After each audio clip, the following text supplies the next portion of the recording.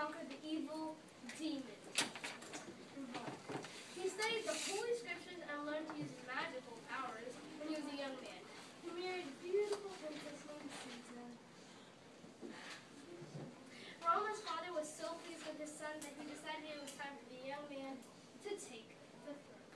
I do not want Rama to wait until I die to become king. He is ready to rule now. I shall make immediate arrangements for his crowning ceremony. King Dasharatha called his ministers together and announced that his eldest son would become king immediately. The king then informed his wives of the decision.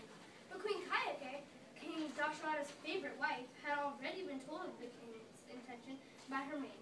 The maid, who was a vicious woman, suggested that Rama would drive the queen and her son Bharata from the palace when he became king. Queen Kayake was frightened and jealous. She asked to see the king. You asked to see me? Have you heard the wonderful news? Rama is to become king at once. He will make a fine ruler. But what is the matter? It appears you have been crying. My husband, remember many years ago when you were wounded in the battle? You were dying and I helped you escape. Then I took care of you until you were well. At that time you promised me that you would grant me 2 wishes. Now I want you to fulfill your promise. Of course. A king must always keep his word. What is it you want? First, I want you to make my son Bharata king instead of Rama. For my second wish, I want you to send Rama to the forest for 14 years. The king was stunned. He could not understand why Queen Kayake, who had always loved Rama, would ask such a thing. He argued with her. If I grant what you ask, I will never see Rama again. What terrible past deed has Rama or I done for this to have occurred? When the queen refused to reconsider the grief-stricken king, the grief-stricken king asked Rama and other members of the family to come to the throne. My dear son Rama, I have something terrible to tell you. I must send you. I cannot speak. Kayake must explain. The king has changed his mind.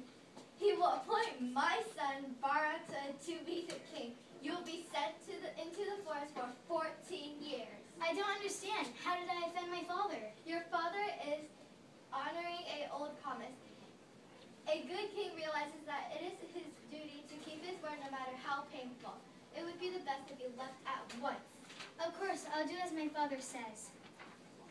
Sita, my beloved wife, I shall miss you terribly, but we'll be together again someday. Rama, please let me go with you to the forest. But life is terrible in the forest. It's full of dangers. You'll have to sleep on the forest floor and eat only fruits and plant roots. I don't care. Life is nothing without you. If you're so determined, you may come. Lakshmana, my brother, I shall miss you too, but 14 years will pass quickly. Bharata is a good man. He will rule well. My brother, allow me to come. I will protect you and Sita. I welcome your company, Lakshmana. And now it's time for me to say goodbye to you, dear mother. I cannot bear to see you go while I remain here. It's a son's duty to obey his father. I can do nothing else. Let me also come with you. To be separated from one's child is a terrible fate. Father needs you. He will die if you leave. Your place is here. Yes, that is true. It is right that I remain here. And so, Rama, Lakshmana, and Sita left the palace and began their 14 years